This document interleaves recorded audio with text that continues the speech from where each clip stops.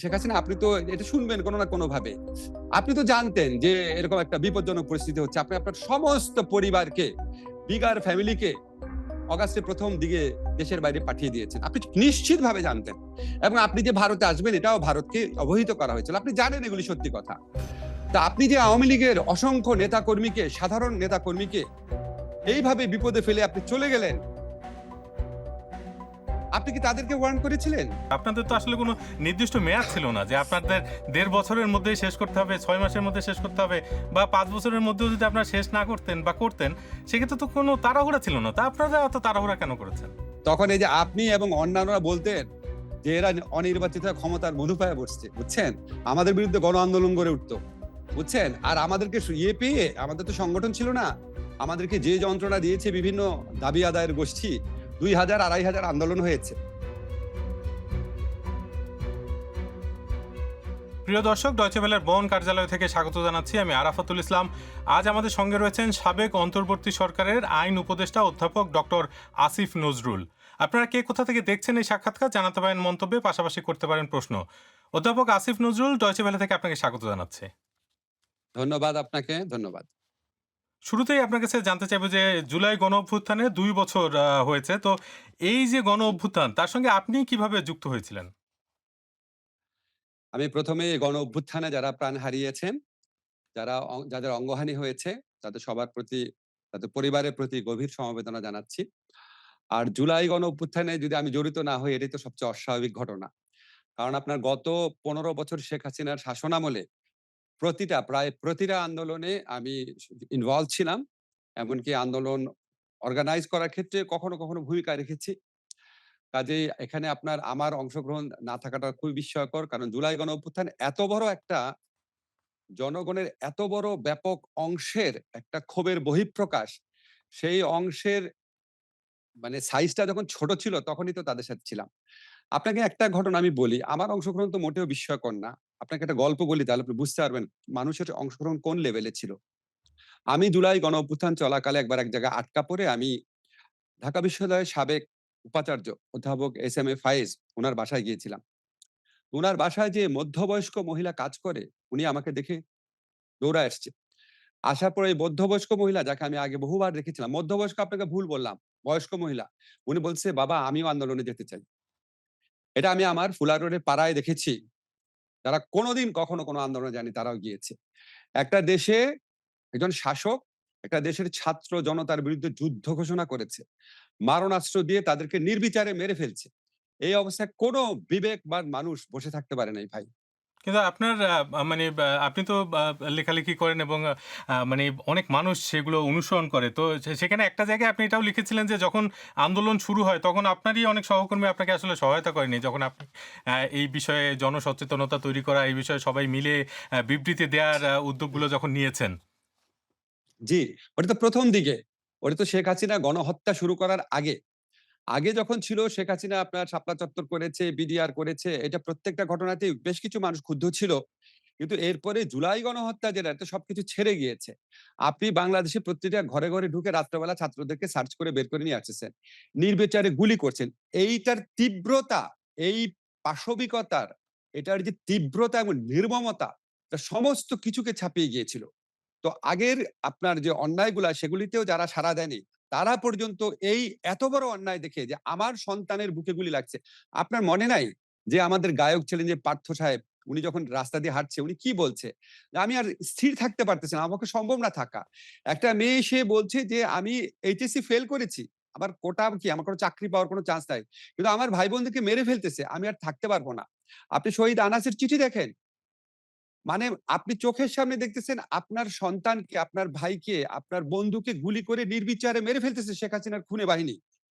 এইরকম একটা অবস্থা বাংলাদেশের ইতিহাসে কখনো হয় নাই। উপমহাদেশের ইতিহাসে হয়েছে কিনা আপনি খোঁজ করে দেখেন। যে নিজের দেশের শাসক নিজের দেশের তরুণ ছাত্রদেরকে নির্বিচারে মেরে ফেলছে ক্ষমতা থাকার জন্য। কোন মানুষ স্থির থাকতে পারে নাই। তো আগে যারা দ্বিধান্বিত ছিল বা আসার ব্যাপারে অতটা সাহসী ছিল না, অতটা প্রয়োজন মনে করেনি তারা সবাইকে আমি পেয়েছিলাম। অলমোস্ট সবাইকে। এই যে মানে শিক্ষার্থীদের যে আন্দোলন সেটা তো শুরু হয়েছিল কোটা বিরোধী একটা আন্দোলন হিসেবে এবং সেই জি, আন্দোলন দ্রুতই তৎকালীন প্রধানমন্ত্রী শেখ হাসিনার পদত্যাগের এক দফা দাবিতে পরিণত হয়।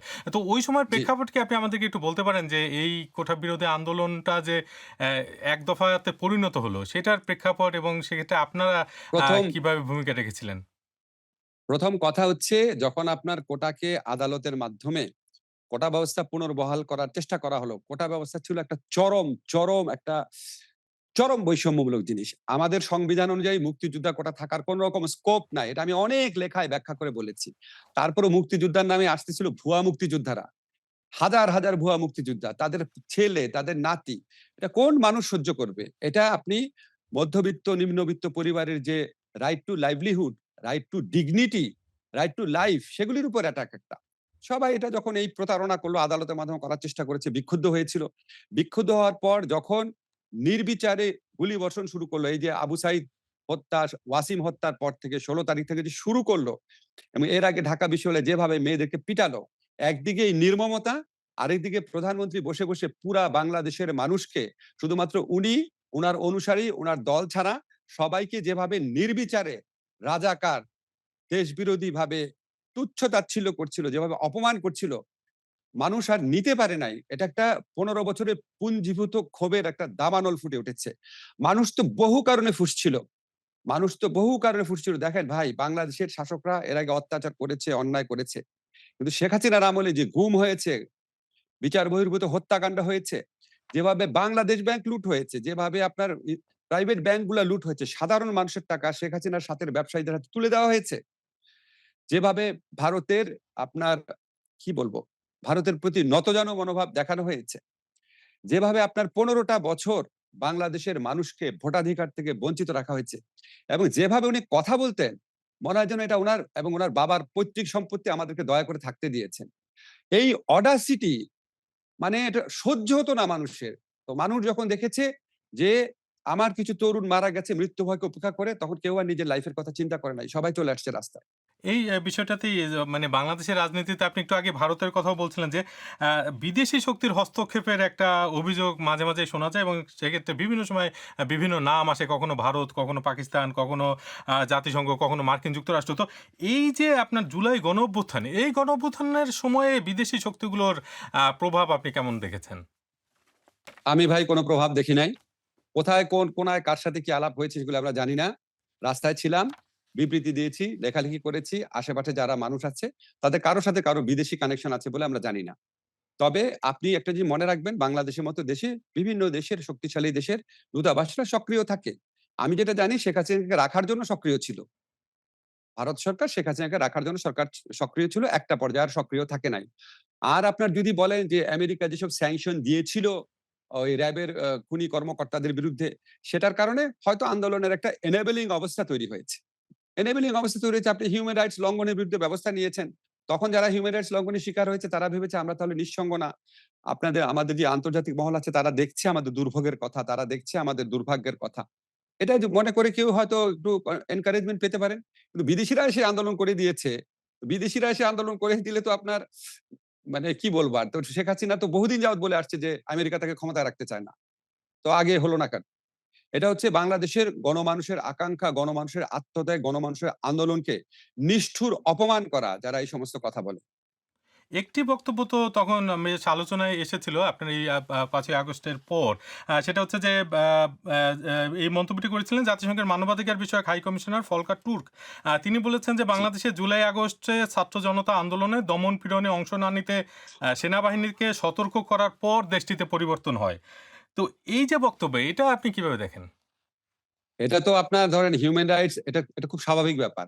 জাতিসংঘের যে শান্তিরক্ষী বাহিনী আছে সেখানে আমাদের অংশগ্রহণ আছে। আপনি শান্তিরক্ষী বাহিনীর ম্যানুয়াল পড়ে দেখেন। এই সংক্রান্ত আন্তর্জাতিক যত নিয়ম নীতি আছে, ওখানে একটা স্ট্যান্ডার্ড মেইনটেইন করতে হয়। আপনি বাংলাদেশের সেনাবাহিনী হয়ে, বাংলাদেশের পুলিশ হয়ে যদি বাংলাদেশের জনগণকে নির্বিচারে হত্যা করেন, আপনি শান্তিরক্ষী বাহিনীতে থাকতে পারবেন না। এ তো স্বাভাবিক ব্যাপার। তো পৃথিবীর যেকোনো দেশের সেনাবাহিনী যদি এরকম করে এবং সেই সেনাবাহিনী যদি শান্তিরক্ষী বাহিনীতে অংশ নেয়, জাতিসংঘ বাহিনী তাকে ওয়ার্ন করবে। তো অত্যন্ত স্বাভাবিক ব্যাপার এবং এটার মধ্যে তো হস্তক্ষেপের কোনো ব্যাপার নাই। আপনি যদি তখন যদি সেনাবাহিনী যদি ইচ্ছা হতো হাসিনাকে রাখা, তারা বলতো শান্তিরক্ষী বাহিনী আমরা দরকার নাই। আমরা আমাদের সার্বভৌম বলল না কেন? কারণ সমস্ত নিষ্ঠুরতার তো সীমা থাকে। আমাদের সেনাবাহিনী একটা পর্যায়ে যেভাবে আমাদেরকে সাপোর্ট করেছে গণঅভ্যুত্থানে, আমি মনে করি এটা একটা খুবই প্রশংসনীয় ঘটনা। খুবই একটা তাদেরও সহ্য হচ্ছিল না। তারা যে ইউনিফর্ম পরে রাজনীতির থেকে দূরে থাকে তাদের পক্ষেও আর নেওয়া সম্ভব হচ্ছিল না।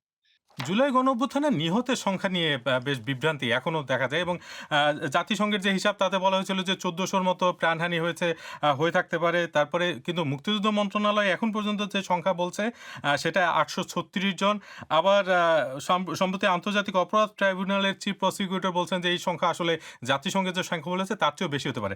তো আমাদের প্রশ্ন হচ্ছে যে এই সংখ্যা নির্ধারণে এত দেরি কেন হচ্ছে এবং আপনারা অন্তর্বর্তী সরকারের তো অন্যতম একটা দায়িত্ব ছিল এই বিষয়গুলোকে সুরাহা করা। সেই ক্ষেত্রে আপনারা করতে পারেননি মনে আচ্ছা হচ্ছে। ভাই, এটার কারণ ঠিক কি? আছে, ঠিক আছে, ফাইন। তাহলে আমাদের যে মুক্তিযুদ্ধ হয়েছে ৫৫ বছর আগে, মুক্তিযুদ্ধে ঠিক কতজন মারা গিয়েছিল আমরা সুরাহা করতে পেরেছি? এটা কি এত সোজা ব্যাপার? এখন আপনি বলতে পারেন এটা অনেক নিকট অতীতের ব্যাপার। আমরা সুরাহা করিনি কোথায়? আমরা তো ৮৫০ মতো সুরাহা করেছি। একদম নাম উল্লেখ করে, ঠিকানা উল্লেখ করে, পিতার নাম উল্লেখ করেছি। এখন জাতিসংঘ যেটা বলেছে, জাতিসংঘ বিভিন্ন সোর্স থেকে পাওয়া তথ্যে তাদের মনে হয় এটা ১৪০০ পর্যন্ত হতে পারে। তারা তো ১৪০০ লোকের নাম লিস্ট দিয়ে বলে না এই যে ১৪০০ লোক। তারা বলেছে বিভিন্ন সোর্সের থেকে পাওয়া তথ্য অনুযায়ী তারা একটা নিরপেক্ষ তদন্ত করেছে, বলেছে ১৪০০ র মতো হতে পারে। আর আমরা সেখানে স্পেসিফাই করে ৮৭০ না ৭২ জনকে আইডেন্টিফাই করেছি। অনেককে আমরা করতে পারি নাই। আমরা অনেক কাজে ব্যস্ত ছিলাম। তারপরে আমরা এখানে সর্বোচ্চ গুরুত্ব দিয়েছিলাম। কিন্তু কিছু ক্ষেত্রে আছে অনেক লাশ আপনি জানেন, অনেক গুম কমিশনের প্রতিবেদন সহ বিভিন্ন জায়গায় বেরোচ্ছে। অনেক লাশের পেট কেটে নদীতে ভাসিয়ে দেওয়া হয়েছিল। অনেক আনমার্কড গ্রেভ আছে যেখানে আমরা জানি না কোথায় কবর দিয়েছে। গুমের শিকার অনেক ব্যক্তি আছে যাদের এখনো কোনো খোঁজ নাই। সে যে মরে গেছে এটাও জানা যায় না। কাজেই আমরা আপাত দৃষ্টিতে প্রায় ৯০০ জনকে পেয়েছিলাম। এই কাজ অব্যাহত ছিল। আমরা ডিএনএ টেস্ট করেও কিছু ক্ষেত্রে আমাদেরকে সচেতন হতে হয়েছে। নিশ্চিত হতে হয়েছে। এখন আন্তর্জাতিক অপরাধ আদালতের যে চিফ প্রসিকিউটর বলেছে আমি তো এটার সাথে কোনো কন্ট্রাডিকশন দেখছি না। আমরা যেই তথ্য উদ্ঘাটনের কাজটা কন্টিনিউ করেছিলাম, সেটারে যদি উনারা পুনরায় শুরু করেন, রিজিউম করেন, তাহলে এই নাম্বারটা আরো বাড়বে। বেড়ে গিয়ে এটা ১৪০০ হতে পারে, আরো বেশি হতে পারে। এখন আপনি যে ১৪০০ নাকি ৯০০ এটা একটা ব্যাপার। যদি ৯০০ ও হয়, ৯০০ মানুষকে একটা শাসক মারে কিভাবে? ৯০০ মারলে সেটাও তো গণহত্যা, সেটাও তো মানবতা বিরোধী অপরাধ। কাজেই সংখ্যা এত ইম্পোর্টেন্ট হচ্ছে কেন? অপরাধটা অনেক বেশি ইম্পোর্টেন্ট হওয়া উচিত। সংখ্যা ১৪০০ এরও বেশি হতে পারে। আপনি অন্তর্বর্তী সরকারের যুব ও ক্রীড়া মন্ত্রণালয়ের দায়িত্ব পালন করেছিলেন কিছুদিন এবং সে সময় নিরাপত্তাজনিত কারণে বাংলাদেশ ভারতে বিশ্বকাপ বর্জন করেছিল। কিন্তু বিএনপি সরকার আসার পরে দেখা যাচ্ছে সেই যে বর্জন সেটা নিয়ে তদন্ত কমিটি গঠন করা হয়েছে। তো এই কমিটির সঙ্গে কি আপনার কখনো আলাপ হয়েছে? না, মোটেও আলাপ হয়নি। তদন্ত কমিটি গঠনের ইয়েটা পড়ে আমার একটু অবাকই লেগেছিল। আমার মনে হয় না ওরা খুব সিরিয়াসলি মিন করেছে। সিরিয়াসলি মিন করলে মোস্ট ওয়েলকাম। সব তো ডকুমেন্টেড আছে। কেন আমরা করেছিলাম। আইসিসির রিপোর্ট সহ তারা আমাদের বলেছিল ৩ টা কারণে নিরাপত্তার ঝুঁকি বাড়তে পারে। সবাই কিন্তু এই দিকটা এড়িয়ে গেছে পরে। একটা হচ্ছে মুস্তাফিজ যদি দলে অন্তর্ভুক্ত হয় নিরাপত্তার ঝুঁকি বাড়তে পারে। আরেকটা হচ্ছে বাংলাদেশের সাপোর্টাররা যদি এদিক সেদিক ঘুরে বেড়ায় নিরাপত্তার ঝুঁকি বাড়তে পারে। আর হচ্ছে বাংলাদেশের ইলেকশন সামনে নিরাপত্তার ঝুঁকি বাড়তে পারে। তো আমি ৩ টা জিনিসকে কম্প্রোমাইজ করে আমি দল পাঠাবো? আমি মুস্তাফিজকে পাঠাবো না? বাংলাদেশের সমর্থকদের বলবো তোমরা একটা জায়গায় চুপচাপ বসে থাকবা। আর ইলেকশন পিছায় দিব বিশ্বকাপের জন্য। এটা আইসিসির ১ম যে ইন্ডিপেন্ডেন্ট রিপোর্ট ছিল সেখানে বলা হয়েছে। এটা আশ্চর্য হয়ে যাই আমি এখন প্রত্যেকে ওই রিপোর্টটা এড়িয়ে যায়। পরে যখন আমরা বললাম যাব না তখন তারা আরেকটা রিপোর্ট করালো যেটাতে ওই কথাগুলো এড়িয়ে যাওয়া হয়েছে। আমরা এটা বাংলাদেশের নিরাপত্তা, বাংলাদেশের আত্মসম্মানবোধ, আমাদের ইলেকশন সমস্ত কিছু বিবেচনা করে আমরা এই সিদ্ধান্ত নিয়েছিলাম। এবং অবশ্যই খুবই কারেক্ট সিদ্ধান্ত নিয়েছিলাম। কিন্তু অধিনায়ক লিটন দাস তিনি কিন্তু বলছেন যে এই সিদ্ধান্তের পক্ষে তিনি ছিলেন না আসলে এবং তিনি বলেছেন যে শোনেন পাকিস্তানের আমি চেয়েও একটা কথা কি বলি। ভারত অনেক অনিরাপদ কিনা? কিছু অনেক কিছু উনারা বলতে পারেন। উনারা আমার সন্তান সম। আমি উনাদের কথা ইয়ে করব না। তো ওইখানে আপনার বিসিবি কর্মকর্তারা ছিল। আমি সবার সাথে বসেছি। উনারা আমাকে যেটা বলেছে সেটা হচ্ছে খেলতে তো খেলোয়াড়দের ইচ্ছা করে। তবু আপনারা যেটা সিদ্ধান্ত দিবেন সেটাই মেনে নিব। এর বাইরে আমি কোন কথা উনাদের কারো মুখে শুনি নাই। হ্যাঁ, বলেন। এই বিষয়ে আরেকটা প্রশ্ন ক্রিকেটের সাথেই সম্পৃক্ত সেটা হচ্ছে জি। ক্রিকেটার সাকিব আল হাসান যিনি আওয়ামী লীগের একজন সংসদ সদস্য ছিলেন এবং তার বিরুদ্ধে বেশ কয়েকটি মামলা রয়েছে তার মধ্যে হত্যা মামলাও রয়েছে যদিও তার আইনজীবীরা এইসব মামলা মানে জবাব দিচ্ছে বা এসব মামলা সুরাহা করার চেষ্টা করছে তো তিনি তাকে ক্রিকেটে ফেরানোর একটা চেষ্টা চলছে বিএনপি সরকার ক্ষমতায় আসার পর সেটা নিয়ে আরো অনেক বেশি আলোচনা হচ্ছে এবং মানে তারা মনে করছে যে আসলে তাকে ক্রিকেটে ফেরানো উচিত এই বিষয়টি আপনি কিভাবে দেখছেন? আমি এটা নিয়ে সিরিয়াস কোন কমেন্ট করতে চাই না। বর্তমানে একটা সরকার আছে জনগণের ভোটে নির্বাচিত সরকার। উনাদের কাছে যেটা বিবেচনা প্রসূত মনে হয় উনারা করবেন। আমাদের সময়ে সাকিবের ফেরার ব্যাপারে দু-একবার কথা হয়েছিল। সাকিব নিজেও আমার সাথে কয়েকবার যোগাযোগ করেছিল। আমি ক্রীড়ামন্ত্রীকে বলেছিলাম। তো আমাকে ক্রীড়ামন্ত্রী আসিফ মাহমুদ বলেছিল যে, "সাকিব নিজে নিজের ফিরে আসাটাকে অনেক কঠিন করে ফেলেছে।" যে এই আপনার ৫ই অগাস্টের পরও সে যেরকম স্ট্যাটাস দিয়েছে বা যেরকম কথা বলেছে বা যেভাবে তার একটা মানে নিজে যে এই ফ্যাসিস্ট রেজিমের সাথে সমর্থক না বা এটা হচ্ছে যে ভিন্ন, এটা এক্সপ্রেস করার জন্য যে এরকম একটা অবস্থান নেওয়া দরকার ছিল সেরকম নেয় নাই। এখন বিএনপি সরকার যদি মনে করে বা সাকিব যদি মনে করে যে আ সেরকম কিছু করা দরকার তার, এটা তাদের ব্যাপার। তবে তিনি আপনাকে একটা জিনিস বলে রাখি, জি। সাকিবকে আমি মনে করি সাকিবের মতো বড় প্লেয়ার বাংলাদেশের ইতিহাসে কখনো আসে নাই এবং এত বড় প্লেয়ারকে আমরা রাজনৈতিকভাবে আ যেটুক নিরপেক্ষ আশা করি, যতটুক আপনার মানবিক বোধসম্পন্ন আশা করি, যেরকম আপনার একটা আইডল হিসাবে তরুণ সমাজের সামনে দাঁড়াবে সেরকমভাবে আশা করি। দুঃখজনকভাবে সাকিবের মধ্যে সেগুলির অভাব আছে। সাকিব আল হাসান একটি অভিযোগও করেছেন সম্প্রতি এক সাক্ষাৎকারে। সেটা হচ্ছে যে তার বিরুদ্ধে যে মামলা সেটা ৳১,০০,০০,০০০ দিলে সেই মামলা থেকে তাকে মানে প্রত্যাহার করে নেওয়া হবে, এরকম একটি অফার নাকি তিনি পেয়েছেন। যদিও তিনি তার বিস্তারিত বলেননি। কিন্তু এরকম একটি অভিযোগ তিনি করেছেন এবং এই অভিযোগের সঙ্গে আসলে 'প্রথম আলোর' একটা প্রতিবেদন অনুযায়ী যে জুলাই গণঅভ্যুত্থানে হতাহতের ঘটনায় সারা দেশে মামলা হয়েছিল ১,৮৬২টি এবং তাতে আসামি করা হয়েছিল ৩,২৭,৮৪১ জন এবং আপনাদের মানে অন্তর্বর্তী সরকারের বিরুদ্ধে একটি অভিযোগ যে এত মানুষকে যে ঢালাওভাবে মানে আসামি করা হয়েছিল এবং অনেকে ভোগান্তির শিকার হয়েছেন সেটা আসলে আপনারা ঠেকাতে পারেননি। তো এটাকে কি আপনাদের ব্যর্থতা মনে করেন? ধন্যবাদ আপনাকে। আপনাকে আমি বলি যে, আওয়ামী লীগ আমলেও এরকম গায়েবী মামলা হতো, আমাদের আমলে গায়েবী আসামি হয়েছে। আপনি যে মামলাগুলার কথা বললেন, যে আসামির কথা বললেন, এই আসামিগুলা একটা মামলাতে হয়তো ১০ টা মামলাতে একই আসামির নাম আছে। সো আসামির নাম্বার এতজন হওয়ার কথা না। মামলার নাম্বার ঠিক আছে। এখন এই মামলাগুলার একটাও সরকার দেয় নাই। আওয়ামী লীগ আমলের সাথে পার্থক্য হচ্ছে আওয়ামী লীগ সরকার মামলা দিত, পুলিশ মামলা দিত, ছাত্রলীগ মামলা দিত, যুবলীগ মামলা দিত। আমাদের সরকারে কোনো সংগঠন ছিল না। আমাদের সরকারের পক্ষ থেকে একটা মামলাও করা হয় নাই। আপনি যে সময় হত্যা মামলার কথা বলছেন। এখন সরকারের ইন্ধনে বা সরকারের পরামর্শে বা সরকার দলের পক্ষ থেকে কেউ আমরা করি নাই। কারা মামলা করেছে? যারা ১৫ বছরে ভুক্তভোগী ছিল এবং এই মামলাগুলোর বিষয়বস্তু একটাও গায়েবী না। প্রত্যেকটাই হত্যা ঠিকই হয়েছে। সমস্যাটা কোন জায়গায়? যারা আসামি না তাদেরও আসামি করা হয়েছে। বহু লোককে আসামি করা হয়েছে। এখানে অনেক লোক আছে যাদের এখানে আসলে যুক্ত থাকার কথা না। আপনার সাথে আমি এগ্রি করছি। বাট এখানে সরকার কি করবে? এখানে পুলিশের কাছে যখন ১ম দিকে মামলা নিয়ে গেছে, একটা লোক তার সন্তান মারা গেছে। সে কোন লয়ারের পরামর্শ শুনে হোক, সে প্রতিশোধ স্পৃহাতে হোক, সে যেকোনো কারণে হোক, সে হচ্ছে ১৭৬ জনের বিরুদ্ধে মামলা দিচ্ছে। তো পুলিশ যখন মামলাটা এফআইআর টা করবে, আমাদের দেশের আইনে কি এফআইআর করার আগে প্রাথমিক তদন্ত করে পুলিশের ইচ্ছামত এর নাম বাদ দিবে, ওর নাম রাখবে, এটা কোন বিধান আছে? কোন বিধান নাই। তাহলে আমাদের কি করার ছিল? যারা আমাদের এই সমালোচনা করে তাদেরকে বলতে হবে যে একটা মামলাতে ১০ জন আসামি না করে যখন ১০০ জন আসামি করল, তখন সরকারের এক্সাক্টলি কি করার ছিল এটা বলতে হবে তাদেরকে। বলেন যে এটা করি নাই আমরা। সরকারের ব্যর্থতা ছিল আমরা কি করব? ইভেন আমরা যখন পুলিশকে মাঝে, মাঝে বললাম যে আপনারা একটু বুঝানোর চেষ্টা করেন যে আপনারা যে এতগুলা মামলা দিচ্ছেন, মামলা তো দুর্বল হয়ে যাবে। এটা স্বরাষ্ট্র মন্ত্রণালয়ের পক্ষ থেকে যখন বলা হলো, তখন পুলিশ বলল, "স্যার আমরা এটা বলতে আমাদেরকে মারতে আসে।" বলে শেখ হাসিনার আমলে যখন ১০০-১৫০ জনকে আসামি করছিস, তখন করছিস কিভাবে? এখন করবি না কেন?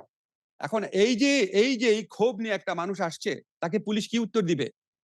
আপনার তখনকার রিয়ালিটি তো বুঝতে হবে। তখন কি একটা দেশে স্বাভাবিক অবস্থা বিরাজ করছিল? এখন যখন এই ধরনের জিনিস হয়েছে পরে অনেক চিন্তা ভাবনা করে টরে আমি নিজে আমার আইন মন্ত্রণালয়ের অফিসারদেরকে নিয়ে অ্যাটর্নি জেনারেল বর্তমান আইনমন্ত্রীকে নিয়ে একটা প্রভিশন বের করলাম যে আচ্ছা পুলিশ চূড়ান্ত প্রতিবেদন দিলে বা পুলিশ আপনার এফআইআর জারি করলে একটা দীর্ঘ সময় লাগে। ওই দীর্ঘ সময় পর্যন্ত আপনি আসামি হয়ে থাকেন। তা আমরা এই প্রতিকার দেওয়ার জন্য একটা ব্যবস্থা করলাম যে পুলিশ চূড়ান্ত প্রতিবেদন দেওয়ার আগে বা এফআইআর পুলিশ আপনার আম আদালতে প্রতিবেদন দেওয়ার আগে একটা প্রাথমিক প্রতিবেদন দিতে পারে যে না প্রাথমিক তদন্ত করে দেখলাম এই লোকগুলা মামলাতে জড়িত না। ওই প্রাথমিক তদন্তের ভিত্তিতেই পুলিশ তাদেরকে ছেড়ে দেওয়ার ব্যবস্থা করতে পারে। পুলিশ আদালতে লিখবে, আদালত ছেড়ে দিবে। এই যে এই বিধানটা এটা বাংলাদেশে কোনদিন ছিল না। ১৭৩ এর সম্ভবত ধারাটা। এই ধারাটা ইন্ট্রোডিউস করেছি যাতে আপনার এই ভুয়া আসামি বা গায়েবী আসামি থেকে এই প্রবণতাটা বন্ধ হয় যাতে মানুষ মুক্তি পায়। আর সাকিবের ঘটনা যে বলেছেন, সাকিবের তো উচিত ছিল যে কে তার কাছে টাকা চাচ্ছে সেটা অভিযোগ করা। সে সময় তো জি, আপনার বিরুদ্ধে মানে মামলার আসামিদের জামিনের ক্ষেত্রে হস্তক্ষেপ করার একটি অভিযোগও উঠেছিল। তো এই বিষয়ে আপনার ব্যাখ্যা কি? জি। আপনাকে অনেক ধন্যবাদ। আপনি আমাকে প্রশ্নটা করেছেন। আমি মামলার জামিনের ব্যাপারে ২ বার কথা বলেছিলাম। একবার হচ্ছে যখন আমি স্বরাষ্ট্র মন্ত্রণালয়ের কোর কমিটির মিটিং এ যেতাম, তো পুলিশ বলছে আমরা এত কষ্ট করে আসামিকে ধরি আর আপনি কোর্টে গেলে ছেড়ে দেয়। এই প্রেক্ষিতে একদিন আমি জুডিশিয়াল সার্ভিস কমিশনের প্রোগ্রামে বলেছি যে যারা মুক্ত হয়ে পুনরায় সেই অপরাধ করতে পারে, যারা সাক্ষীদেরকে ইন্টিমিডেট করতে পারে, যারা বিদেশে পালিয়ে যেতে পারে, তাদের জামিন দেওয়ার ব্যাপারে আপনারা সতর্ক থাকবেন। আমার এই প্রত্যেকটা কথা কেস লতে আছে। সিআরপিসির কেস লতে আছে যে আসামি বের হয়ে এসে আবার ওই অপরাধ করতে পারে বা পালিয়ে যেতে পারে বা সাক্ষীদেরকে ভীত সন্ত্রস্ত করতে পারে, তাদের জামিন দেওয়া যাবে না। এটা এটা আমাদের ফৌজদারি কার্যবিধির বহু কেস লতে আছে। আইনের বাইরে কোনো কথা বলি নাই। শুধু এটা বলেছি এবং এটাও বলেছি যারা আমি জামিন পাওয়ার যোগ্য তাদের অবশ্যই জামিন দিবেন। আমি সারা জীবন আমার এই কথা ডিফেন্ড করব। এটা বাংলাদেশের আইনে আছে, বাংলাদেশের জুরিসপ্রুডেন্স আছে, পৃথিবীর সমস্ত দেশের আইনে আছে। এর বাইরে আমি কোনো কথা বলি নাই। আরেকটা বলেছিলাম, বলি আপনাকে। উচ্চ আদালতের একটা বেঞ্চে ৪ ঘন্টায় ৮০০ মামলায়, ৮০০ আসামি না কিন্তু, ৪ ঘন্টায় ৮০০ মামলায় জামিন দেওয়া হয়েছিল। আমি শুধু ওই কথাটাই বলেছিলাম যে এখানে কি বিচারিক বিবেচনা প্রয়োগ করা হয়েছিল কিনা, এই প্রশ্নটা করেছিলাম। জামিন নিয়ে আমি এই বলেছি। আমরা YouTube এ একটি জরিপ করেছিলাম। সেখানে প্রশ্ন ছিল, প্রিয় দর্শক, সংবিধান সংশোধনে বিশেষ কমিটি প্রত্যাখ্যান করে সংবিধান সংস্কার পরিষদ গঠনের দাবিতে অনড় রয়েছে বিরোধী দল। আপনি কি তাদের এই অবস্থান সমর্থন করেন? তো ৭৪% অংশগ্রহণকারী বিরোধী দলকে সমর্থন করেন বলে জানিয়েছে। তো আপনি বিষয়টি কিভাবে দেখছেন? আমি তো আপনার জরিপে অবাক না। কারণ গণভোটের মধ্যে দিয়েও তো এই ফলাফল প্রতিষ্ঠিত হয়েছিল। দেখেন, আমার কাছে মনে হয় কি, ধরেন আজকে যেই ডিবেটটা, যে বিরোধী দল বলছে সংস্কার পরিষদ আর সরকার বলছে সংশোধন পরিষদ। আমি কিন্তু এই ২ টা নামের মধ্যে মেজর কোনো পার্থক্য দেখি না। কারণ যেকোনো সংশোধনী একটা সংস্কার। যেকোনো সংস্কারই একটা সংশোধনী। মূল জায়গাটা হচ্ছে ফরমেটটা কি হবে? সংস্কারটা করবে কে? সংবিধান সংস্কার পরিষদ করবে নাকি সংবিধান সংশোধন কমিটি করবে? তো আমি মনে করি যেহেতু গণভোটের রায়ের মাধ্যমে এসেছিল এই জিনিসটা সরকারের পক্ষ থেকে, আমি মনে করি আরো উদারভাবে দেখার সুযোগ ছিল, দেখা উচিত ছিল। সংবিধান সংস্কার পরিষদ গঠন করা হলে কোনো সমস্যা হতো না। যেটা সালাউদ্দিন ভাইরা বলার চেষ্টা করে এটা সংবিধানে অলরেডি নাই। ঠিক আছে, উনার পয়েন্ট ঠিক আছে। স্ট্রিক্টলি দেখলে ঠিক আছে। কিন্তু আমরা তো একটা বিশেষ পরিস্থিতির মাধ্যমে ক্ষমতায় এসেছিলাম। আমাদের বহু কিছুই তো সংবিধানে ছিল না। আচ্ছা, সংবিধানে যদি নাও থাকবো তো সংবিধান সংস্কার পরিষদ গঠন করে পরে আপনার একটা সংবিধান সংশোধনীর মাধ্যমে সবকিছুই আপনার কারেক্ট করে ফেলা যেত। এর আগে আপনার বহুবার হয়েছে, যেমন আপনার জাস্টিস শাহাবুদ্দিন সাহেব যখন সুপ্রিম কোর্টের বাংলাদেশের প্রধান বিচারপতি থাকা অবস্থায় তত্ত্বাবধায়ক সরকার প্রধান হয়েছিলেন। এটা তো সংবিধানে ছিল না। আবার ওখানে ফেরত গেছেন। এটা আমরা সংবিধান কারেকশন করে করেছি। পরবর্তীকালে সংবিধান কারেকশন করে অ্যামেন্ডমেন্ট করে সংবিধান সংস্কার পরিষদের সমস্ত কিছু বৈধকরণ করা যেত। আমার কাছে এই ফরম্যাটের চেয়ে ইম্পর্টেন্ট হচ্ছে কনটেন্ট। আল্টিমেটলি সংবিধানে কি পরিবর্তন করা হচ্ছে? আল্টিমেটলি যদি দেখা যায় যে জুলাই গণ অভ্যুত্থানকালে অন্তত যেসব বিষয়ে মতৈক্য ছিল সেগুলি সবকিছু করা হয়েছে এবং যেগুলি বিষয়ে মতৈক্য ছিল না সেগুলি ব্যাপারেও বিবেচনা করার চেষ্টা করা হয়েছে। আমি মনে করব এটাও একটা অগ্রগতি। হয়তো অনেকের প্রত্যাশিত মাত্রায় না, কিন্তু তারপরে সেটা একটা অগ্রগতি হবে। কিন্তু আপনারা যে এই যে ১.৫ বছর সময় নিয়ে যেসব সংস্কারের জন্য এত উদ্যোগ নিলেন, নানা রকমের অধ্যাদেশ আপনারা করেছেন। আপনার ক্ষেত্রে যদি বলি যে বিচার বিভাগের স্বাধীনতা নিশ্চিত করার লক্ষ্যে অন্তর্বর্তী সরকারের আমলে সুপ্রিম কোর্টের বিচারক নিয়োগের বিধান এবং স্বতন্ত্র সচিবালয় প্রতিষ্ঠার জন্য জারি করা অধ্যাদেশ সেগুলো বাতিল করে দিয়েছে জাতীয় সংসদ, এবং এইভাবে আরো অনেক রকমের সংস্কার এখন ঝুলে যাচ্ছে। গণভোট যে রায় সেই বাস্তবায়ন হচ্ছে না। তো আপনার কাছে কি মনে হচ্ছে না যে আপনি যেই ১৫ বছরের কথা বারবার বলছেন, আপনি আবারও সেই ১৫ বছরের যেই সিস্টেম ছিল সেই সিস্টেমে ক্রমশ ফিরে যাচ্ছে? যদিও একটি সরকার ক্ষমতায় এসেছে বিপুল জনসমর্থন নিয়ে এবং তাদের ২০০'র বেশি আসন রয়েছে, এবং তারা আসলে এই যে জুলাই গণঅভ্যুত্থান তার থেকে রাজনৈতিকভাবে যদি চিন্তা করা হয় সবচেয়ে বড় মানে সুবিধা যাদের হয়েছে সেটা হচ্ছে বিএনপি। তো তারা এরকম কেন করছে? আপনার কাছে কি মনে হয়? তারা এটা কেমন করছে ওদের জিজ্ঞেস করেন। তবে বাংলাদেশ আগের জায়গায় ফিরে যাচ্ছে না। আপনি দেখেন তো বাংলাদেশে কি এখন গুম হয়? ডিজিটাল সিকিউরিটি অ্যাক্টে যেকোনো লোক গ্রেফতার হয়? বাংলাদেশে কি বাক স্বাধীনতা রুদ্ধ রয়েছে? বাংলাদেশে কি ভোটাধিকার ফেরত এসেছে? বাংলাদেশে কি ব্যাংক লুট হচ্ছে? বাংলাদেশে কি মেগা প্রজেক্টের মাধ্যমে মিলিয়ন, মিলিয়ন ডলার ট্রান্সফার হচ্ছে? বাংলাদেশে কি আমরা কোন রাষ্ট্রের আ স্বামী-স্ত্রী সম্পর্ক এই ধরনের কথা বলছি? আমার দেশের নদীর মধ্যে দিয়ে অন্য রাষ্ট্রের জন্য রাস্তা বানায় দিচ্ছি? কিন্তু আপনি বাংলাদেশ যদি আগের জায়গায় আইনি ফিরে নাই। কাঠামোর এবং দিকে যান, যে যেমন গুম এবং মানবাধিকার কমিশন, ওই যাচ্ছি, এই যে যাচ্ছি, দুটো বিভিন্ন যাচ্ছি, যাচ্ছি, অধ্যাদেশ এর দুটো তো বাতিল। যাচ্ছি, যাচ্ছি। আমরা যে আইনগত সংস্কার করেছি, আমার মন্ত্রণালয়ের হাত দিয়েই তো অধিকাংশ আইন হয়েছে। এর মধ্যে গুরুত্বপূর্ণ ধরেন ১৩৩ টা সরকার করেছে, এর মধ্যে গুরুত্বপূর্ণ ধরেন ৪০ টা আইন। ৪০ টা আইনের মধ্যে ২০ টা আইন বিএনপি রিটেইন করেছে। আপনাদের কাছে এগুলি ছোট আইন মনে হইতে পারে, আমার কাছে ছোট আইন না। যেমন সিআরপিসির অ্যামেন্ডমেন্ট, যে কারণে গ্রেফতারকৃত ব্যক্তি অনেক সুরক্ষা পাবে যদি সত্যি এটা প্রয়োগ করা হয়। সিপিসির অ্যামেন্ডমেন্ট, মামলা দীর্ঘসূত্রিতা বন্ধ হবে। লিগ্যাল এইডের অ্যামেন্ডমেন্ট, কোর্টে না গিয়ে ডিসিশন পাবে, বিরোধ নিষ্পত্তি করতে হবে। ডিজিটাল বেইল বন্ড, অনেক কিছু করা হচ্ছে। শ্রম আইনের সংশোধন, শ্রমিক অধিকার রক্ষা করার জন্য। প্রকিউরমেন্ট অধ্যাদেশ করা হয়েছে সরকারি ক্রয় ব্যবস্থার স্বচ্ছতা প্রতিষ্ঠা করার জন্য। এরকম বহু আইন আছে বিএনপি গ্রহণ করেছে, যেটা গ্রহণ করেছে এটা মানুষ দেখে না। কিন্তু যেটা সরকারের স্বচ্ছতা, জবাবদিহিতা বেশি প্রতিষ্ঠা পাবে, সেগুলি বিএনপি গ্রহণ করে নাই। আপনি কারেক্ট। সচিবালয় আইন বাতিল করা, তারপরে সুপ্রিম কোর্ট বিচারক নিয়োগ অধ্যাদেশ বাতিল করা, মানবাধিকার আইন বাতিল করা, গুম অধ্যাদেশ বাতিল করা অবশ্যই দুঃখজনক, অবশ্যই হতাশাজনক। কিন্তু আমি যখন উনাদের সাথে কথা বলেছি, আমার দুঃখবোধ থেকেই আমি যে অ্যাসিউরেন্সটা পেয়েছি যে মানবাধিকার আইন এবং গুম আইন কিছু, কিছু পরিবর্তন করে তারা গ্রহণ করবেন। আর আমি যেটা জানি যে সুপ্রিম কোর্ট সচিবালয় আইনের ব্যাপারে এটা এটা নিয়ে কিছুটা ভিন্ন মত আছে, তারা এটা নিয়ে তারা ভাববে। এখন আমি দেখি মানবাধিকার আর গুম আইন যদি বাংলাদেশে ভালো না হয়, এর চেয়ে তো বেদনা দেওয়ার কিছুই হইতে পারে না। এইটা আমরা আমরা এই গুমের আন্দোলন থেকে আপনার এই শেখ হাসিনার বিরোধী আন্দোলনের যে সূচনা হয়েছে, তার একটা ছিল মায়ের ডাকের সংগ্রাম, গুমের পরিবারদের কান্না। তো এটা আমি বিশ্বাস করি না বিএনপির পক্ষে এই অধ্যাদেশ করা সম্ভব হবে না। হ্যাঁ, তারা আমাদের আইনের চেয়ে একটু ডাইলুট করতে পারে। আমি আপনাকে বুঝায় বলি। ধরেন আওয়ামী লীগ আমলে যে মানবাধিকার আইনটা, ধরেন সেটার যদি মান থাকে ধরেন ১, ধরেন আমরা এটাকে বাড়িয়ে করেছিলাম ৫। এখন বিএনপি অধ্যাদেশ করে ৫ থেকে নেমে ৩ এ আসবে। কিন্তু বিএনপি ১ এ ফিরে যাবে না। এটা হচ্ছে আমার কনফিডেন্স। এখন আপনি বলতে পারেন, আপনি শোপেনহাওয়ারের মতো দেখতে পারেন যে ১ এর থেকে মানটা ৩ এ নিয়ে গিয়েছে, তাহলে ২ বেড়েছে। এভাবে দেখতে পারেন। আবার আমাদের আমলে করা ৫ এর থেকে নেমে ৩ হয়েছে, ২ কমেছে, এটাও দেখতে পারেন। কিন্তু ২ টাই তো সত্যি। ১ এর থেকে যদি ৩ হয়, আমি মনে করি সেটাও অগ্রগতি। কিন্তু যথেষ্ট মাত্রায় না। যে যথেষ্ট মাত্রায় অগ্রগতির জন্য আমাদের যে বেঞ্চমার্ক, সেই বেঞ্চমার্ক গুলা আমরা অন্তর্বর্তীকালীন সরকারের অধ্যাদেশে তৈরি করে দিয়ে গেছি। আমাদের একটা দলিল থাকলো, এটার ভিত্তিতে আমরা ভবিষ্যতেও আমাদের আন্দোলন সংগ্রাম করতে পারবো যে না, আরো ইমপ্রুভ করতে হবে। এটাও একটা অ্যাচিভমেন্ট আমি মনে করি। আরেকটি বিষয় আপনার কাছে জানতে চাইবো। তার আগে আ আমাদের দর্শকদের একটি প্রশ্ন নেই। তার নাম নিতু আক্তার। তিনি ঢাকা বিশ্ববিদ্যালয়ের একজন জি। শিক্ষার্থী। স্যার, জুলাই গণঅভ্যুত্থানের পরে আমরা আসলে আপনাকে রাষ্ট্রের খুব গুরুত্বপূর্ণ জায়গায় বসিয়েছিলাম। তো সেই জায়গায় থেকে আপনার উচিত ছিল রাষ্ট্রের গুণগত পরিবর্তন করা। আপনার কাছে কি মনে হয় যে আপনি কি সেই গুণগত পরিবর্তন কতটুকু করতে পেরেছেন? লিটু, আপনাকে অনেক ধন্যবাদ। গুণগত পরিবর্তন ভাই কিভাবে করব? যতগুলা আইনের জন্য আপনারা সংগ্রাম করছেন এখন, মানবাধিকার আইন রাখার জন্য, গুম আইন রাখার জন্য, সচিবালয় আইন রাখার জন্য, সুপ্রিম কোর্টে বিচারক নিয়োগ আইন রাখার জন্য, সব তো আমার মন্ত্রণালয় করেছে।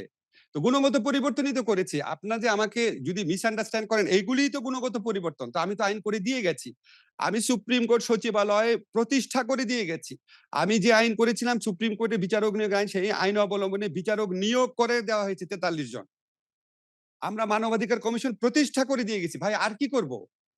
কিন্তু এখন সেই আমি কি পরিবর্তনগুলো তো পরবর্তীকালে টেকসই হয়নি। মানে সর্বদা টেকসই না বলা হলে যায় আমি এটা। কি করব? একটা minute Arafat, wait a minute. আমাদের সরকার অনেকগুলা জিনিস করে গেল। সরি, অনেকবার আমি বলেছি। আমার বলা উচিত ছিল আমরা। আমরা অনেকগুলা জিনিস করে দিয়ে গেছি। করে দিয়ে যাওয়ার পর যদি পরবর্তী সরকার না করে, আমি কি আমার সরকার আমলে এমন একটা সিস্টেম করতে পারি যে পরবর্তীকালে যেকোনো সরকার ইহা করিতে বাধ্য থাকিবে? এটা কি হয়? কিন্তু একটা বিশেষ এটা কি হয়? পরিস্থিতিতে তো অন্তর্বর্তী আরেকটা ব্যাপার, সরকার গঠন আরেকটা করা ব্যাপার। হয়েছে এবং সেই বিশেষ পরিস্থিতিতে এক্সাক্টলি। একটা জায়গায় বলা হচ্ছে যে ১০৬ অনুচ্ছেদ যেটা সংবিধানে, সেই অনুচ্ছেদ অনুযায়ী তো হুম। চাইলে আপনারা এই জায়গাগুলোতেও অনেক রকমের সমাধান খুঁজতে পারতেন আরকি, এবং সেই সমাধানটা না খুঁজে ও, একটা রাজনৈতিক দলের উপর নির্ভর করা যে রাজনৈতিক দল আসলে এগুলা রাখবে আচ্ছা, কিনা ওয়েট, সেই ওয়েট। নিশ্চয়তা আসলে কি আপনাদের সমাধান? আচ্ছা কোনোভাবে আরাফাত, ছিল না। আরাফাত ১ মিনিট। আরাফাত ১ মিনিট। কি সমাধান করতাম? যে সংবিধান সব চেঞ্জ করে যেমন দিয়ে চলে যেতাম? এই গণভোট যদি আগে করা হতো, যেটা কিছু রাজনৈতিক দল প্রস্তাব করেছিল যে গণভোট আগে করা, সংবিধান সংস্কার পরিষদ সেটা আগে করে তারপরে এই পরিবর্তনগুলো করা যেত কিনা? হ্যাঁ, তো করলাম। করার পর আবার বিএনপি ক্ষমতায় জিতে আছে, সবগুলা ইয়ে করে দিত, বাদ দিয়ে দিত। আপনি কি করতেন? তা আমরা তো আইনও করেছি। আমরা তো মানবাধিকার আইন করেছি, গুম আইন করেছি, সবই করেছি। বাদ দিয়ে দিয়েছি। ইলেক্টেড একটা গভর্নমেন্ট 2/3 মেজরিটি নিয়ে এসে যদি বলে ওরা যেগুলি করেছে এগুলি সব বাদ। আপনি কি করতে পারেন? আমি কি করতে পারি? আপনি সেক্ষেত্রে আমার অন্তর্বর্তীকালীন সরকার কি করতে পারে? সেক্ষেত্রে এই প্রশ্নটা তো আসে আর যে তাহলে জুলাই গণঅভ্যুত্থান যেটা হয়েছে যেখানে এই তো শত শত তরুণের প্রাণ গেল, আপনারা সবকিছু সবকিছু ঝুঁকি নিয়ে তারপরে এই আন্দোলনে অংশ নিলেন। তাহলে এই আন্দোলন থেকে আসলে অর্জনটা কি হচ্ছে আপনার? সবই যদি আপনারা যা অনেক করেছেন সবই অর্জন আবার ফেরত হয়েছে, যায়? অনেক। দাঁড়ান, দাঁড়ান। এই আন্দোলন থেকে কি অর্জন হয়েছে আপনি দেখতে চান? সংসদের দিকে তাকান। সংসদে নাহিদ আক্তার, হাসনাতরা যখন কথা বলে সে কথাগুলো শুনেন। বাংলাদেশে কোনোদিন সংসদের দিকে মানুষ তাকাতো? বাংলাদেশের মানুষ ভোটাধিকার ফেরত পেয়েছে। বাংলাদেশে গুমের অবসান হয়েছে। বাংলাদেশে বাক স্বাধীনতা বহুগুণে বৃদ্ধি পেয়েছে। বাংলাদেশের সুযোগের সমতা বৃদ্ধি পেয়েছে। এসব কোটা-ফোটা এগুলি চিরতরে বিলুপ্ত হয়েছে। বাংলাদেশে কোনো শাসককে জনগণের প্রতি তুচ্ছ তাচ্ছিল্য করার যে সংস্কৃতি সেটা শেষ হয়েছে। কিন্তু গণভোট যেটা করা হয়েছে এবং সেই গণভোটে তো ৭০% মতো মানুষ সংস্কারের পক্ষে রায় দিয়েছে এবং সেই সংস্কারগুলো কি ছিল সেটা সুনির্দিষ্টভাবে আপনারা করে দিয়ে গেছিলেন। তো এরকম একটা গণভোট আ না মানলে একটা রাজনৈতিক দল সেক্ষেত্রে আসলে কি হতে পারে? সেটা তো কি হতে পারে আপনি অনেক কিছু বলতে পারেন। ধরেন একটা ১ম কথা হচ্ছে আমরা আগে দেখি কতটুকু মানে, কতটুকু মানে না। ১ম কথা হচ্ছে এটা দেখি তারা তো বলছে তারা তাদের মতো করছে। 2nd কথা হচ্ছে যেটুক মানে না সেটার জন্য জনগণের আন্দোলন সংগ্রাম চলবে। আর হচ্ছে যেটুকু মেনেছে সেটুকু আমাদের অগ্রগতি হিসাবে ধরে নিতে হবে। এটা তো সরকার তখন শাসনতান্ত্রিক সংস্কারের প্রসঙ্গে বলছে। আর অধ্যাদেশ দিয়ে যে সংস্কারগুলো হয়েছে আমি তো আপনাকে বললাম এট লিস্ট 50% এই সরকার রিটেইন করেছে। সেটা অবশ্যই অর্জন। এখন আপনি যদি মানে আমি বারবার তো এটা বলি আপনাকে, আমরা যখন আপনাদের মতো মানে সরকারে যাইনি, মনে হলো এটা করে না কেন, ওইটা করে না কেন, এটা করে না কেন? সেই পার্সপেক্টিভ মনে রেখেই বলছি, আমরা কি করি নাই সেটা বলেন।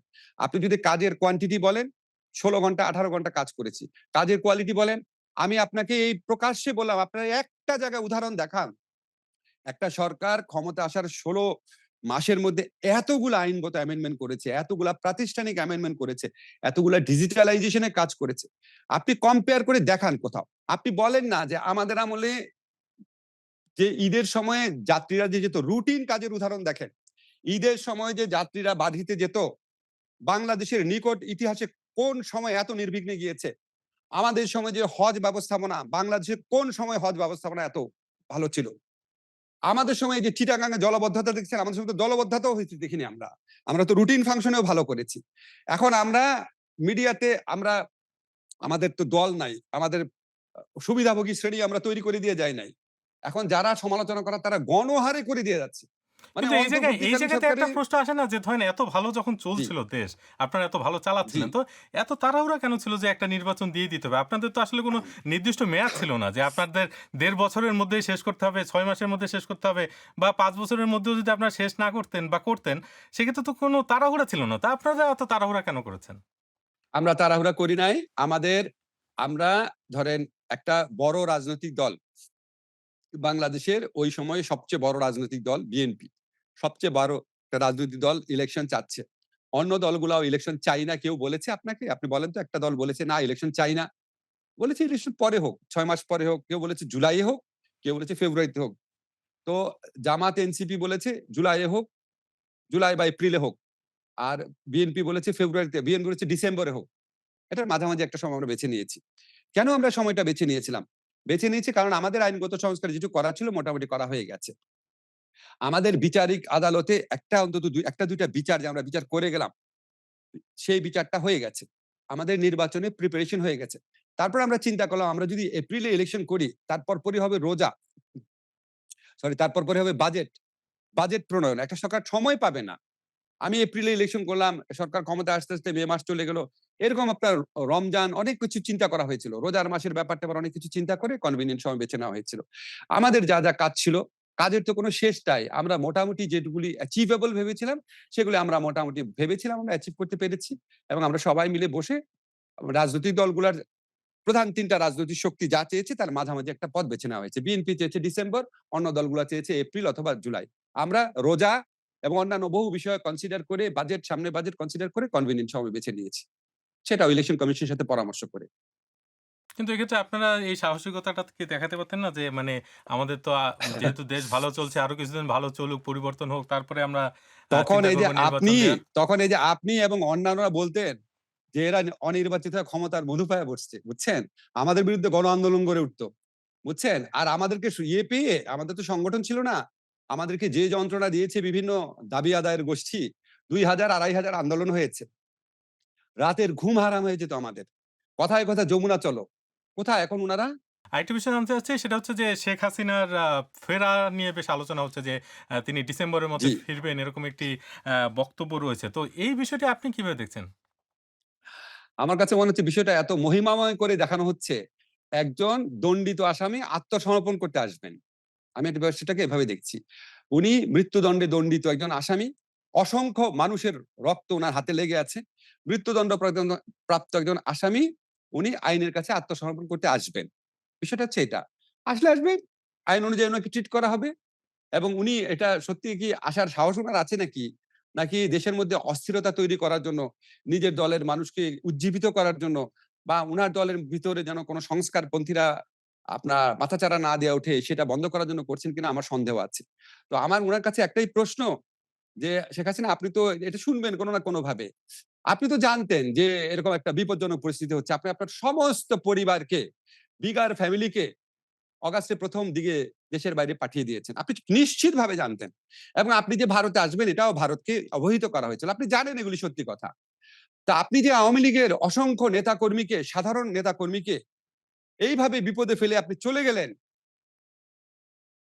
আপনি কি তাদেরকে ওয়ার্ন করেছিলেন? আপনি কি তাদের ওয়ার্ন করেছিলেন? আপনি কি তাদেরকে নিয়ে চিন্তা করেন? নাকি আপনি শুধু আপনি, আপনার পরিবার এবং আপনার সবচেয়ে কাছের যে গোষ্ঠী আছে শুধু তাদের কথাই চিন্তা করেন? দেশের চিন্তা করা তো দূরের কথা। আপনার কাছে তো সুযোগ ছিল। এত বড় একটা দল আপনার পক্ষে ছিল। আপনি অনেক ভালো, ভালো কিছু করতে পারতেন। তা আপনি যদি আত্মসমর্পণ করতে আসেন, আসেন। আমাদের সরকারের পক্ষ থেকে আমি বিএনপি সরকারের পক্ষ থেকে দেখলাম উনারা বলছে আপনার প্রতি ইনসাফ করা হবে, ন্যায় বিচার হবে। আমরাও আপনার প্রতি ন্যায় বিচার করার চেষ্টা করেছি। আমরা নিশ্চিত সাক্ষ্য প্রমাণের ভিত্তিতে যেটা জাতিসংঘের রিপোর্টের মধ্যেও যেটা উল্লেখ আছে, নিশ্চিত সাক্ষ্য প্রমাণের ভিত্তিতে বিচার হয়েছে। বারবার আমাদের একটা ইয়ে ছিল, সঠিক বিচার করতে হবে। সর্বোচ্চ আন্তরিকতা দিয়ে সঠিক বিচার করতে হবে। সঠিক বিচারে আপনার সাজা হয়েছে, আপনি সাজা ভোগ করতে চাইলে বা এই সাজাকে যদি আইনগতভাবে মোকাবেলা করার সুযোগ করতে চান, ইউ আর মোস্ট ওয়েলকাম। কিন্তু তিনি তো এই ভেরি ওয়েলকাম। আদালতের ব্যাপারে তার আপত্তির কথা জানিয়েছেন এবং তার যে আস্থা নেই সেটা তো পরিষ্কারভাবে তিনি জানিয়েছেন। আমি তো মনে করি উনি দেশে ফিরে আসছে আদালতের প্রতি আস্থা না থাকলে ফিরে আসার কথা না। আস্থা না থাকলে কেউ কি নিজে মৃত্যুদণ্ড পেতে আসে নাকি? নিশ্চয়ই উনার আস্থা আছে। আস্থা আছে দেখে উনি আসার কথা চিন্তা করছেন। আরেকটা বিষয় সেটা হচ্ছে আপনাদের সময়ে হয়েছিল যে আওয়ামী লীগের রাজনৈতিক কার্যক্রম নিষিদ্ধ করা হয়েছিল। যে ঘোষণা আপনি নিজেই দিয়েছিলেন আইন উপদেষ্টা হিসেবে এবং বিএনপি সরকারও দেখা যাচ্ছে যে সেই নিষেধাজ্ঞা বহাল রেখেছে। কিন্তু কোনো বিশ্লেষক এটা বলার চেষ্টা করেন যে আসলে একটা রাজনৈতিক দলকে এভাবে নিষিদ্ধ রেখে সমস্যার সমাধান হবে না। আপনি বিষয়টা কিভাবে দেখেন? দেখেন পৃথিবীতে বিভিন্ন সভ্য দেশে আপনি ইউরোপে আছেন। ইউরোপে বহু দেশে বহু সংগঠন, বহু দল তাদের কার্যক্রম নিষিদ্ধ হয়, তাদের রেজিস্ট্রেশন নিষিদ্ধ হয়। আমরা তো আওয়ামী লীগকে নিষিদ্ধ করতে চাই নাই। আমরা কি ৫ই অগাস্টের পরে আমরা কি ৮ই অগাস্টের পরে করেছিলাম? যখন আপনার আওয়ামী লীগ নেত্রী ভারতের মাটির থেকে বসে বারবার আমাদেরকে আন্দোলনকারীদেরকে যারা জুলাই গণঅভ্যুত্থানকারী আছে তাদেরকে থ্রেট করছিল, তাদেরকে মেরে ফেলা হবে, তাদের বাড়িতে আগুন দেওয়া হবে, তাদেরকে প্রতিশোধ নেওয়া হবে। এরকম উস্কানিমূলক বক্তব্য একের পর এক দিচ্ছিল। এবং যখন আওয়ামী লীগের নেতাকর্মীরা বিভিন্ন জায়গায় ঝটিকা মিছিল করছিল, ঝটিকা কর্মসূচি করছিল, তখন এই গোটা পরিস্থিতি দেশের জন্য প্রচন্ড একটা অস্থিতিশীল পরিবেশ তৈরি করতে পারে বলে আমরা মনে করছিলাম। এবং উনি যে সমস্ত কথাবার্তা বলছিলেন তাতে আওয়ামী লীগের সাধারণ নেতাকর্মীদের জীবনও বা নিরাপত্তাও বিঘ্নিত হতে পারত বলে আমরা আশঙ্কা করেছিলাম। কারণ উনি তো একটা কথা বলে খালাস হয়ে গেল। কিন্তু এখানে যে ছেলেটা নামতেছে, এই যে উনার দুঃশাসনের ক্রোধের যে বহিঃপ্রকাশ তো শেখ হাসিনাকে তারা পাচ্ছে না। হয়তো ওই ছেলেটার গায়ে হাত তুলবে। হয়তো ওই ছেলেটার বিরুদ্ধে মামলা দিবে। দেশের মধ্যে একটা অরাজক পরিস্থিতি সৃষ্টি হবে। এই সমস্ত কিছু বিবেচনা করে আমরা সাময়িকভাবে তাদের কার্যক্রম নিষিদ্ধ করেছিলাম। এবং আমাদের এই ডিসিশনটা যে কারেক্ট ছিল এটা তো বিএনপি যে আমাদের সিদ্ধান্ত কন্টিনিউ করছে এটার মধ্যে দিয়ে তো প্রমাণিত হচ্ছে। আপনি আমারে বলেন তো আজ পর্যন্ত তো আমরা যখন সরকারে ছিলাম কোনদিন এই যে দূতাবাস আছে, বিভিন্ন আন্তর্জাতিক প্রতিষ্ঠান আছে, মানবাধিকার প্রতিষ্ঠান আছে, এখানকার দূতাবাসগুলো আছে তাদের সাথে আমাদের কত বৈঠক হয়েছে। আমাদের তো কেউ বলে নাই যে আসলে আওয়ামী লীগের যে রাজনৈতিক কার্যক্রম নিষিদ্ধ করা হয়েছে এটা ঠিক না, এটা আপনারা উইথড্র করেন। কেউ তো আমাদের বলে নাই। আমাদের সাথে যতগুলা পলিটিক্যাল পার্টির সংলাপ হয়েছিল, তার মধ্যে আওয়ামী লীগের খুব ঘনিষ্ঠ মিত্ররাও ছিল। কেউ তো বলে নাই। এখন বিশ্লেষকরা হঠাৎ করে আপনার নবলব্ধ একটা ফ্রিডমতা বোধ থেকে উনারা বলতে পারেন, বাক স্বাধীনতা উনাদের। উনারা বলতে পারেন। তবে এটা মানে সরকার যদি উপলব্ধি করে সরকারের ব্যাপার। আমাদের সময় আমরা মনে করেছি দেশে স্থিতিশীল অবস্থা রাখা দরকার।